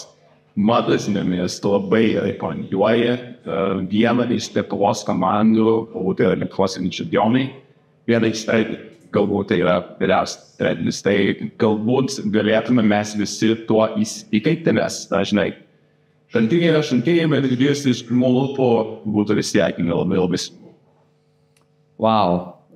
Tai čia yra žmogus, su kuriuo mes Eurolygą komentuojame ir mes po kiekvienų rungtynių, jis paprašo mane, sako, gal gali Andrėją Trinkierį balsu pasakyti, ką sakė Rūbiniai, arba ką sakė žurnalistam. Tai tada aš vairuoju ir tada, listen guys, listen. Well, you played bad, but not that bad as I thought that you can play. Ula, look at you. Do you play basketball? You want to play basketball? Right. You are old enough to be pensioner. And you want to play more? Guys, listen. You don't embarrass me, right? Tai, panašiai, va taip ir mes padarydavom. Nuostabu. Bet šitą vietą iškirpsim, gerai, aš dar turiu pabaigti sezoną su Žalgiriu. Okay. Jo, tai... tas jo man nepadėjo. Jo. Čia, kaip sakant, aukštai esam, kol nulipsim, tai ir pamiršim. Kviečiu jūsų dar nenulipti, bet kviečiu į pertrauką užduoti klausimų ir pratęsim už 10 minučių. Nepraleiskit progos pasipildyti savo nealkoholinių stiklinių ir galim judėti toliau. Prie žiūrovų klausimus ryti dar noriu, ir aš toks žaidimų esu mėgėjęs, noriu dar vieną žaidimą su tavim pažaisti. Tikrai esi girdėjęs apie tokį formatą. Aš tau sakysiu Lietuvos krepšinio žmogų ir tau reikės pasakyti, kurią vietą jisai užima, bet tu nežinosi kito žaidėjo. Reiks išreitinguoti. Ir nebūtinai tai yra žaidėjas, irgi gal svarbu yra paminėti. Pabandykim atsidaryti prieš žiūrovų klausimus. Pirmoji asmenybė čia daugiausiai nuskambėjusi Šarūnas Jasikevičius. Tai Šarūnas Jasikevičius, jis man yra topas, tai kažkur jį žemiau nei pirma vieta reiktų labai gerai pagalvoti. Bet gali būti Arvydas Sabonis ir tada jau topas susigadintų, bet, aš vis tiek galvoju, kad į pirmą vietą Šarą. Šarų pirmoji nesuklysi, ne? Važiuojam toliau, bet atsimink, kad čia gražiausių krepšininkų yra. Gražiausių. Tai vyras su baltais dantim akinančiais, tai viskas tvarkoja. Domantas Sabonis. Domantas Sabonis. Ką žinau, nebūtinai jis mano skonio, bet vyras aukštas, gražiai nuaugęs, trečią vietą tai tikrai gali drąsiai. Tadas Sedekerskis. Va čia jau dabar galvoju dėl pirmos. O čia tipo sutartinai Tadas Sedekerskis gražiausias yra, čia skonio reikalas, manau, ne? Aišku, viskas yra skonio reikalas, kas apie skonį, bet kas galvoja, kad Sedekerskis negražus, tai blogą skonį turi. Wow. Tai čia mane dabar įkalinė, tipo, Tadas. Gali sakyti 5, nori. Ne, aš dar tikiuosi, kad esi kažką paruošęs, tai aš į 4 vietą. Staigmena. Rokas Jokubaitis. Rokas man žiauriai patinka. Tai žinai, iškart grožiui duoda ir šarmos labai daug balų papildomų. Tai atsargus. Tai aš į 2 vietą Roką Jokubaitį. Ir garbinga 5 vieta atitenka ne kam kitam, bet Jonui Mačiuliui. Tai labai tinka. Labai tinka? Esi patenkintas savo 5? Čia dar jaunas Jonas. Šiaip, nu ką žinau, Jonas Mačiulis irgi vyras iš to mens lemens, bet man tinka šitas topas, man tinka. Įvertinkim plojimais, ar geras topas, ar nelabai. Ta prasme, gerai, o tai kas turėjo būti pirmoji vietoje, jūs galite pasakyti? Jokubait. Nu, žiūrėk, antroji irgi nėra blogai. O tai gerai, kas Šarą dėtų žemiau nei antra vieta? Pakelkit ranką. Nu tai čia kita karta, viskas aišku. Galbūt. Ok, ačiū už topą, turėsim dabar kontentą social media. Galim perėti prie žmonių klausimų ir daugiausiai laikų sulaukęs klausimas yra, kaip žiūri žmonės, kurie palaiko savo komandą, kai jai sekasi, o peikia, kai nesiseka? Kažkaip jau labai seniai nežiūriu kritiškai, nes žmonės tiesiog susitapatina su savo komanda. Galbūt daliai žmonių tas komandos palaikymas, jis yra gyvenime gerokai svarbesnis negu mums atrodo, kad turėtų būti svarbesnis. Tai aš esu matęs visokių Žalgirio sirgalių, esu matęs visokių Ryto sirgalių, kitų komandų sirgalių. Aš pats dirbau netgi Jonavoje kažkada labai seniai, tai aš irgi matydavau, kaip ir sirgaliai nusisuka nuo komandos, kai jai yra sunkiau. Tai aš vertinu taip, nevertinu gerai, nes iš esmės, jeigu tu nusisuki nuo komandos, tai gal tu nesi tas tikras sirgalius. Bet, sakau, labai seniai jau kažkaip nebekreipiu dėmesio, kai žmonės pila srautas ant komandos po labai sunkių laikų. Aš manau, kad čia labai natūralus dalykas ir dar Lietuvoje reikia sutikti su tuo, kad mes krepšinį skaitom religiją, bet aš manau, mes tokia pergalių tauta esam labiau. Kai mums sekasi, kai rinktinė laimi, tai mums viskas gerai, visi žaidėjai faini. Kai reikia labiau palaikyti, kai reikia galbūt sunkių metų ateiti daugiau į areną, rinktis tūkstančiais, kad komanda jaustų palaikymą, tada nėra tų žmonių. Aš, pavyzdžiui, pasižiūriu į Vokietijos futbolo pavyzdį. Kalbėjau neseniai su vienu komentatorium, kuris dirbo futbole Vokietijoje. Vokietis sako, į 3 lygos klubo rungtynes ateina daugiau žmonių, jo palaikomos komandos, ne 3, 2 lygos Berlyno Hertha. Ateina daugiau žmonių, negu jų ateidavo, kai komanda būdavo prie apatinės lentelės pagrindiniai Bundeslygoje. Jis dabar yra 2 lygoje. Tai sako, žmonės supranta, kad reikia didesnio palaikymo ir tiesiog ateina palaikyti. Tai aš labai norėčiau tokios kultūros, žinai. Tiesiog suvokimo, kad reikia dabar to palaikyti. Taip, suvokimo, kad, yra blogi laikai ir gali būti dar blogiau, gal, bankrotas, neduok dievė, ištiks, žinai, ir palaikykim tą komandą, nes tai yra tai, ką mes turim, žinai, tai, ką palaikė mūsų tėvai seneliai, bet aš sakau, kritiškai žiūri tuos, kurie iškart pila srautas, o paskui, kai vėl laimi, yra patys pirmieji, kurie tam sirgalių traukinio mašinistais dirba ir tipo, važiuojam, žinai. Jo, iš tikrųjų, užteko ir futbolo pavyzdžio, kokia pergalių tauta esam, kad užteko rinktinį nelaimėti, o lygioms sužaisti užteko ir tada jau visi preizina, o čia kokia. Man buvo žiauriai juokinga, šiaip, toks, esu pakankamai didelis lietuviško futbolo hateris, šiaip man iš esmės vienodai šviečia, ar ne, kad, ta prasme, kai rinktinė buvo blogai ir kai rinktinė yra gerai, aš gal netgi patraukdavau per dantį dėl federacijos daugiau, žinai, ten ant tų žaidėjų nestumdavau. Bet kai dabar staiga porą pergalių, visi staiga vėl tapo didžiausias sirgalis, aš taip kritiškai žiūriu, bet gal tai nėra taip blogai, kai komandai reikia to palaikymą. Ta prasme, nesakau, kad visi yra debiliukai, kad dabar palaiko tą rinktinę, bet, come on, tas dviveidiškumas. Nuoseklumo norėtųsi čia. Ok. Ar matai skirtumą, kaip bendrauja sportininkai su žiniasklaida dabar ir prieš 10 metų? Kas pasikeitė? Gal ir yra truputėlį skirtumo, nes anksčiau, žinai, nebuvo social media tiek plačiai naudojama, žinai, buvo mažiau kanalo, gal buvo Facebookas, Instagramo nebuvo tokio, žinai, įsigalėjimo. Dabar krepšininkai, manau, labiau atsirenka žodžius, ką pasakyti, nes anksčiau tu galėdavai iš krepšininkų ištraukti ir tų tokių labiau spicy dalykų apie jų gyvenimus, apie jų karjeras.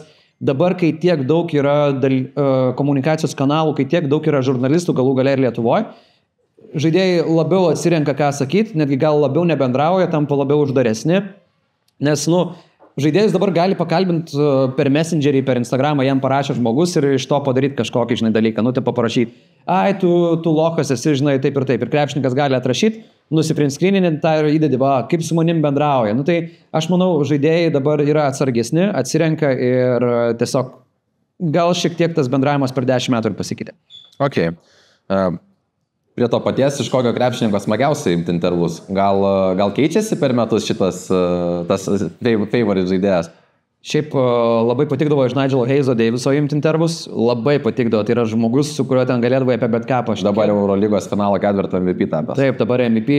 Šiaip Mattas Mitchellas yra labai fainas, toks irgi veikėjas, visą laiką pabendraus, pašnekėjęs. aišku, turėjo sunkų sezoną, bet visą laiką bendrauja, nesvarbu, ar jam nesiseka, ar sekasi, neužsidaro nuo tave, žinai. Su Dovydu Giedraičiu mes vis tiek ispaniškai pašnekam, aš truputėlį moku iš Duolingo ispanų kalbą, tai ant trečio klausimo jis mane jau pagauna, kad aš nelabai suprantu, sakau, yo no entiendo, que tu dices, ir tada jisai, žinai, nes jis ispaniškai tobulai šneka. Tai, o šiaip labai smagu su Tautvydu Saboniu pašnekė. Tai jis treneris, nežaidėjas, bet labai daug temų, labai bendraujantis, ta pačia ispanų kalba irgi gali laisvai su juo, tai va šitie žmonės. Kas išplaukė iš šito tavo atsakymo, kad arba tie mėgstamiausi žaidėjai, kurios smagiausia kalbinti, yra arba užsieniečiai, arba kažkaip smarkiai susiję su užsienio, galbūt formavosi jų tas mentalitetas užsienyje. Ar mes lietuviai esam tokie mažiau įdomus?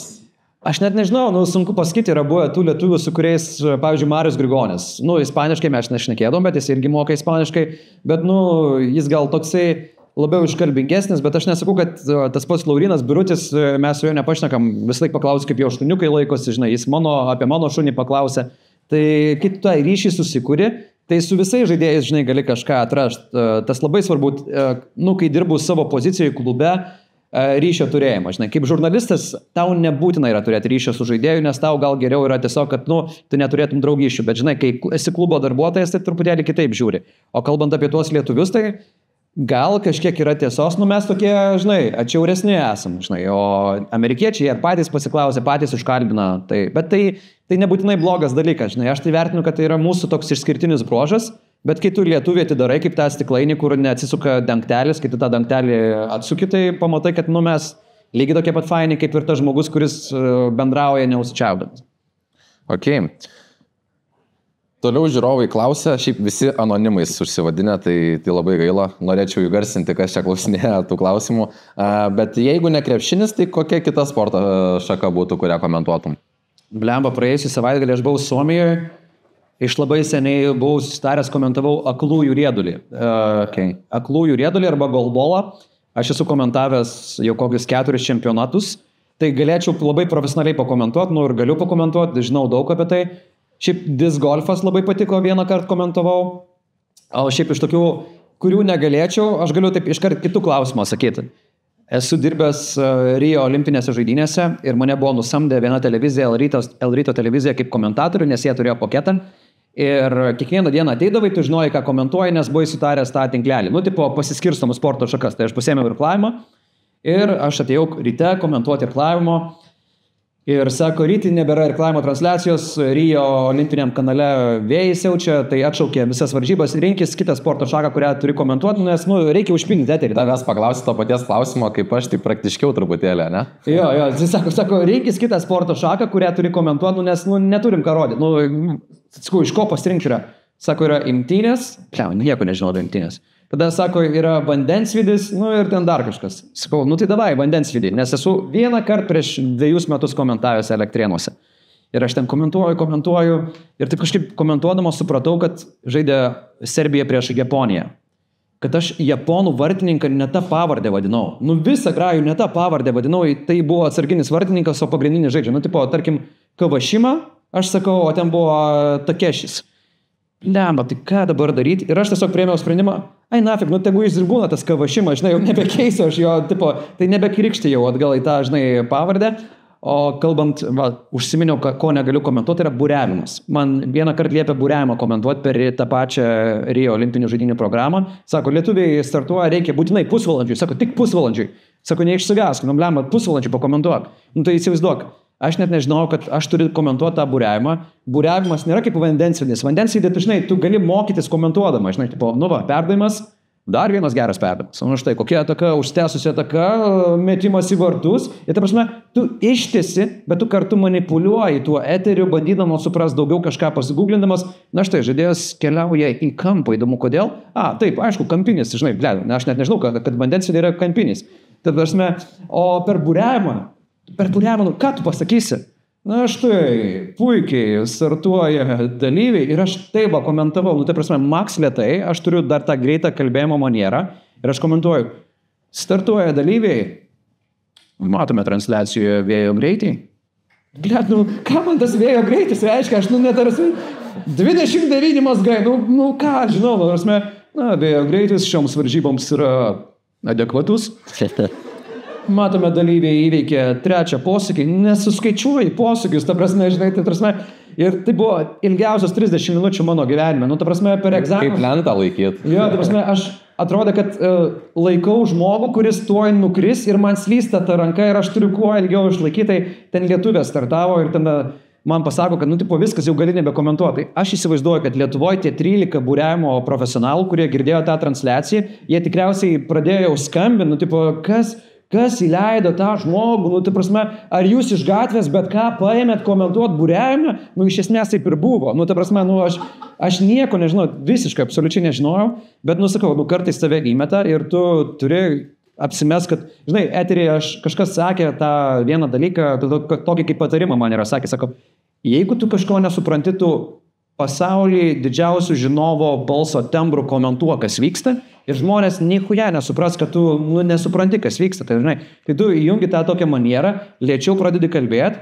Aha, tai štai matome, kad dalyvis iš Pietų Afrikos Respublikos ir toliau sėkmingai startuoja šiuose varžybose. 3 vieta bendroje įskaitoje, jam ant kulnų lipa atstovas iš Ruandos. Ta prasme, čia yra apie nieką, čia, ta prasme, bet kas tą padarytų, žinai, tai tiesiog apsimeti, lėčiau komentuoji, tai tie keli pavyzdžiai iš to, ko gali ir iš to, ko negali. Ta prasme, iš kiekvienos situacijos pabandyk išplaukti, literaliai. Tai man nereikėjo išburiuoti, ta prasme. O bomžpakių čempionatą valgymą patiko komentuoti? Žiauriai patiko. Šiaip jau net konceptą viską įsivaizduoju, dalyvių reikėtų truputėlį daugiau. Gal ir kažką su bliūdais galim sugalvoti, su bomžpakiečiai, žinai, ta prasme, pasidarytume playoffų medį, čia tiek daug dabar idėjų. Čia yra reikalų, jo. Čia galim tiesiog, parašykit, kažką suderinti. Galima daryti barakais grupuoti. Barakais grupuoti. Nes VDU turi skirtingose vietose barakus, yra Taikos, yra Žemkiai akademijai ir dar yra, man atrodo, čia visai netoliese, ne? Jo. Baltija, jo. Tai galima grupuoti būtų į skirtingus barakų blokus ir paskui daryti tokį visą Kauną jau. Taip, ir dar, žinai, reikėtų ritualo prieš tas valgymo varžybas, tai yra tie prieskoniukų maišeliai, žinai, juos susiberia, žinai, ten kažką, ta prasme, įsitrina jais veidą, ta prasme, čia yra sporto šaka, kuri turi potencialo, ją žiūrėtų labiau negu kokias, nežinau, Lietuvos futbolo lygos rungtynes tiesiogiai. Gali būti, visko gali būti. Tai va ir klausimas apie bomžpakius, valgyti su šaukštu ar su šakutė reikia jos tavo nuomonė? Man dabar su šaukštu, kaip tu su šaukštu valgytum bomžpakius? Sunka tai gali, bet ne, su šakutė. Su šakutė. Bet šiaip tai, nepopuliari nuomonė, arba gal populiari nuomonė, bet aš tai tiesiog žalius juos valgydavau, aš net neužpildavau, tai man tai neskanu buvo užpildyti, aš tiesiog žalę sugrauždavau ir viskas, bet paskui sužinau, kad skrandis labai gali pareiti, tai nevalgiau daug. Tai. Toks įdomus klausimas ir šiaip gal norėčiau visai, kad rimtai pažiūrėtum į jį. Nes šiol nerimtai. Jo, aš apie kitą ateinantį klausimą. Tai, įvairiai būna. Būna rimtai pažiūri, būna ne. Ar įsivaizduoji moterį komentatorė? Yra klausimas ir aš gal papildysiu, aš manau, kad įsivaizduoji, bet apskritai šiaip Lietuvoje sporto komentatorių moterų yra mažai gan. Taip. Aš net iš tikrųjų turbūt nei vieno vardo nepasakyčiau. Yra buvę per futbolo čempionatus, žinau, teisėja, su visa pagarba, aš kadangi futbolo daug nežiūriu, aš tiesiog neįsidėmėjau jos pavardės, krepšinį. Gintarė Grikštaitė gal ir buvo pastaroji, kuri buvo komentatorė. Jo. Tai turbūt įsivaizduoji, bet šiaip, kaip manai, ar trūksta to Lietuvos sporte, ar reikėtų kažkaip tokį papildomą postumį duoti čia, nes tendencija yra tokia, kad iš tikrųjų pagrindė vyrai tai daro. Tai faktas, kad aš taip palaikyčiau, jeigu žmogus, aš nežiūriu į lytį, jeigu žmogus ateina su žinių bagažu, turi ką pasakyti, tai koks skirtumas, ar jis vyras ar moteris. Ta prasme, NBA yra viena geriausių komentatorių apskritai, eksperčių Doris Burke, kuri ateina, komentuoja, vėlgi, blema, dabar durnas kitaip skambėsiu, kaip kažkoks, tipo drąsinantis, šluosto nosį visiems vyram, kartu komentuojam tem. Ta prasme, bet, žinai, pradedi tiesiog panaikini tą barjerą, kad čia moteris komentuoja ir tada vertini kaip specialistą. Žiauriai gerai jinai varo, žinai. Tai lygiai taip pat, jeigu atsirastų mergina moteris, kuri pradeda komentuoti, jinai gerai išmano tą sportą, gerai pažįsta žaidėjus, domisi, tai kodėl jinai negalėtų komentuoti. Pas mus yra ir LRT, dirba Dovilė Šeduikytė, jinai komentuoja dailųjį čiuožimą, aš nežinau dabar, ar galvoju, ar jinai lengvąją atletiką komentavo, bet aš pats esu dirbęs su visa eile profesionalių sportininkų, kurios su manim komentuodavo, žinai. Ta prasme, ir mes į ryšį atrasdavom, mes komentuodavom kartu, matydavau, kaip tas žmogus įsijaučia. Pernai ir užpernai su Monika Grigalauskite komentavau, kuri buvo tuo metu traumuota ir negalėjo komentuoti, negalėjo padėti savo 3-3 trijulių rinktinį. Tai mes kartu atkomentavom, jinai lygiai taip pat gerai atkomentavo moterų turnyrą ir vyrų turnyrą, nes pažįsta vyrukus, kurie žaidžia rinktiniai, žinai. Ir, man buvo geriausiai įmanoma porininkė komentatorė, žinai, tai aš nematau jokių problemų, kad moteris komentuotų, viskas atsiremia į tai, ar žinių turi. Ir čia, tas lyčių klausimas, žinai, toks daug ateina iš praeitie, žinai, kad, tipo, kaip čia gali moteris būti mano sporto šakos komentatorė. Man Gintarė Grikštaitė yra pasakos, kai jinai buvo komentatorė. Jeigu nežinot Gintarės Grikštaitės, jinai LRT sporto žinių vedėja, žurnalistė, tai ji, kaip yra pati sakys, priverstinai tapo krepšinio komentatorė, komentavo Atlantos olimpinėse žaidynėse Europos čempionate 95. Ir, nebuvo komentatorių ir jai reikėjo komentuoti kaip LRT darbuotojai. Jinai gaudavo hate mailą, iš vyrukai rašydavo, kaip tu, ble, čia komentuoji, ta prasme, ir taip toliau, ta prasme, žmogus jausdavo, žinai, ten ir stresą ir taip toliau, bet atkomentavo, viskas tvarkoja, sakė, daugiau gyvenime nebekomentuos. Bet, žinai, sakau, visokių istorijų yra, tai aš už komentavimą moterų. Okay, ar galiu paprašyti, kad sugrįžtume prie tos skaidrės, kur Rytis sudėjo gražiausius top 5? Wow. Jo, čia domisi žiūrovai, į kurią vietą dabar pagal grožį įdėtum Sirvydį? Sirvydį, šiaip, žemiausiai antra vieta, manau. Ta prasme, Deividas ir tą stiliaus pojūtį turi, toks, turi ką pasakyti, turi tą tokią pause, žinai, kaip angliškai sako, tai antra vieta, manau, jo. Antra vieta solidu, Šaras nejudinamas, ne? Ne, ta prasme, blema, ką žinau, Šaras galbūt, sakau, charizma prideda kokius minimum 2-3 balus, ta prasme, čia kaip bendrauji su vaikinu arba su mergina ir, ta prasme, tu matai, kad, žinai, nėra pats gražiausias pasaulyje, bet blema ta charizma, iš karto nori klausyti, žinai, ir taip toliau, tai Šaras kažką turi iš to. Taip prie to paties ir Fuck, Marry, Kill, Kalnietis ir Vydis Grigonis. Fuck, Marry, Kill. Šiaip, Fuck, Marry, Kill. Kalnietis ir Vydis Grigonis, ne? Taip. Blema, gerai, Sirvydį tiesiog Kill, nes jauniausias, tai žinai, dar mažiausiai pažįstu, ta prasme, Grigonį Fuck, o Kalnietį Marry. Argumentuoju, kodėl Marry Kalnietį. Argumentuoju, kodėl dabar tai bus. Ką žinau, Marius toks velniokas, Kalnietis labai geras žmogus, labai įdomu, pats įkalbinai, tai irgi, manau, pamatai, kad, tikrai fainas žmogus. Husband material. Jo, husband material, o Sirvydis, sakau, mažiausiai pažįstu, žinai, ką, žinau, gal ateityje bus geriausias husband material Lietuvoje. Okay. Taip, labai daug klausimų, sunku net išsirinkti, labai įdomus vaira. Koks turinio formatas šiandien labiausiai paveikia sportos ir galių nuomonę, tavo nuomonę? Interviu, podcastai, social media ar komentarai per pačias rungtynes? Vienareikšmiškai podcastai. Ta prasme, matom, ką kūrė Basket Newsai, ką Krepšinis net su savo podcastais, ką, Pakėno pick and rollas, ką kūrė. Dabar realiai podcastai yra žiūrimiausias turinio vienetas Lietuvoje. Aišku, yra vlogai, netgi komentarų žmonės tiek nebežiūri. Ta prasme, pasižiūrėkit skaičius, kokie yra komentarai po rungtynių intervų. Ta prasme, ir mes Žalgirį tą matom, po rungtynių trenerio komentaras, žaidėjo komentaras sužiūri 1000, jeigu kažkas pasakyta įspūdingiau, gal ten keli, 3004. Podcastai, kiekvienas podcastas iš tų populiariausių kanalų yra, minimum 20 000, 20-30, jeigu yra karšta tema, tai 70 000. Tai aš manau, dabar žmonės tiesiog tą formatą yra žiauriai pamėgę, tai yra podcastai. Ir žmonėms reikia kalbų, reikia bairių, reikia tokio turinio, prie kurio jie neįsitemptų ir atsipalaiduotų. Reikia pripažinti, kad tie porungtyniniai komentarai, jie dažniausiai labai visi panašus. Ta prasme, gerai kovojom, iškovojom pergalę, pataikėm trajeką, atsikovom kamuolį. Aš galėčiau rašyti žaidėjų komentarus po rungtynių tekstus, net nežinodamas rungtynių, tiesiog pasakyk faktų, kiek ta žaidėjas pelnė ir jo komanda laimėjo. Ir aš galiu už tą žaidėją surašyti komentarą, nes aišku yra. Bet čia jokiais būdais nėra kažkoks priekaištas žaidėjams. Tiesiog labai sunku kažką kaskart naujo pasakyti. Tai kai žaidėjas kažką pasako, kaip pavyzdžiui Arnas Butkevičius, kartais lepteli taip netyčia, tipo, tai va, su komanda buvom susirinkę, apsikalbėjom, turėjom pokalbį, ten, žinai, ir pavarėm, žinai. Tipo, apie ką kalbėjau? Čia jau naujiena yra. Čia jau naujiena, čia jau gali kažką kurti nuo to, žinai, bet, sakau, podcastai dabar yra pagrindinis dalykas, apie tai viskas sukasi. Jo, šiaip spaudos konferencijos iš vis toks atrodo kažkiek mirštantis dalykas, kartais net ateina ten žurnalistų tie, kurie privalo ten būti, o ne Tai komentatoriai ateina, jo. Komentatoriai, kurie komentavo rungtynes, tarkim, komentuoja Kėdainiuose, tai jie ir klausinėja klausimų arba Jonavoj po rungtynių. Nu, tai ir, žinai, ir tie treneriai, nu ką jie pasakys, žinai, ant karštų. Tai jeigu treneris pats iš savęs, kaip pavyzdžiui, Andrė Trinkierį, jeigu jis iš savęs charizmatiškas, turi ką pasakyti, mato, kad gali kontroliuoti naratyvą, tai jis ir pasakys, žinai, bet, nu, kiti treneriai aš jų neteisiu visiškai, nu, pasako tą savo 1,5-2 minučių komentarą, nu, aš jau noriu namo į dušą, viskas. Ok. Kokią žymiausią krepšininko numerį turi telefone? Galvoju.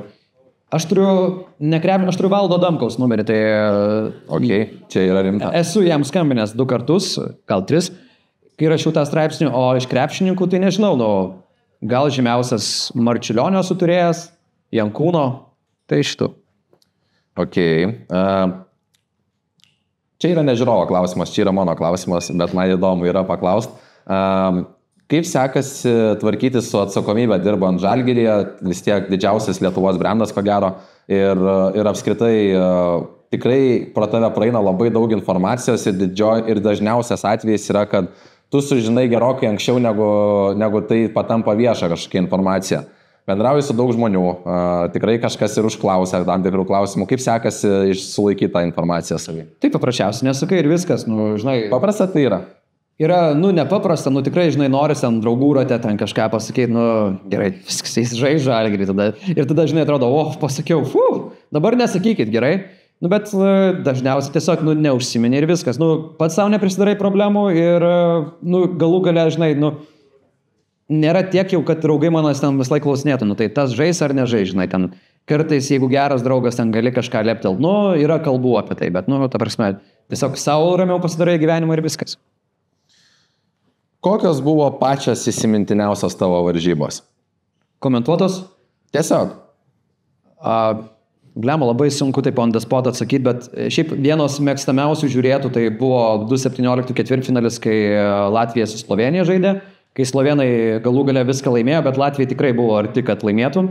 O vienos įspūdingiausių komentuotų, tai kai broliai Bolai buvo Lietuvoje ir mums reikėjo angliškai komentuoti, ir mes su Ryčiu Višniausku komentavom tas rungtynes, komentavom ir dar su kitais komentatoriais. Ir mums po rungtynių pasakė, kad sako, nu, hebra, iš viso buvo 2 milijonai žiūrėjusių šitą transliaciją. Nu, tipo, ne vienu metu, bet iš viso 2 milijonai. Ir paskui ten dar įrašą dar papildomai žiūrėjo.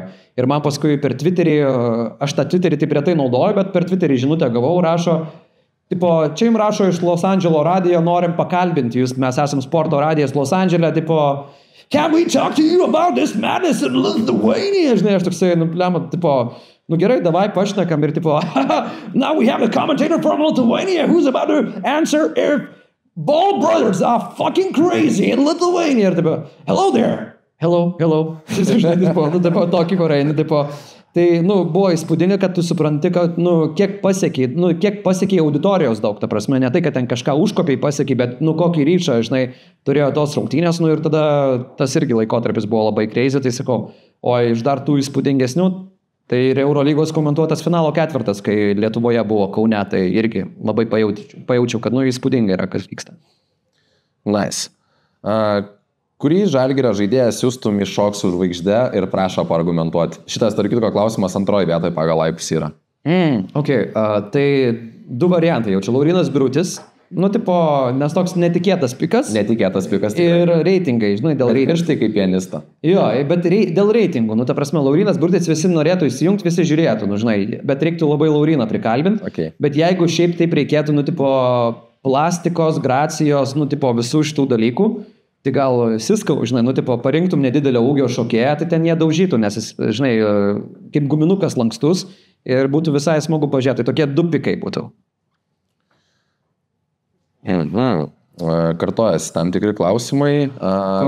Koks tavo ūgis, ne? Koks tavo, tai ir taip matas. Gal yra žmonių, kurie nori iš vietos paklausti? Rankų miškas, okei.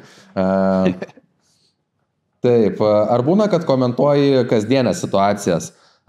Jeigu taip, tai ar artimųjų neužnisa? Nebūna kartais, kad tiesiog sėdi ir mama paima medinį šaukštą ir deda į puodą ir maišo mama tą. Maišo sriubą, wow, 3 minutė maišymo, ne?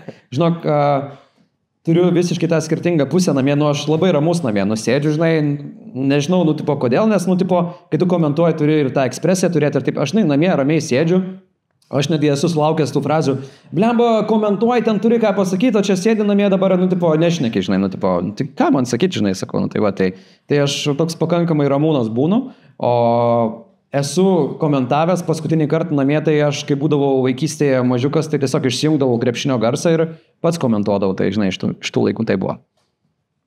Ok, manau, kad gal gana, manau, kad visai neblogai pasišnekėjom, man buvo žiauriai malonu, mes turim tokią tradiciją,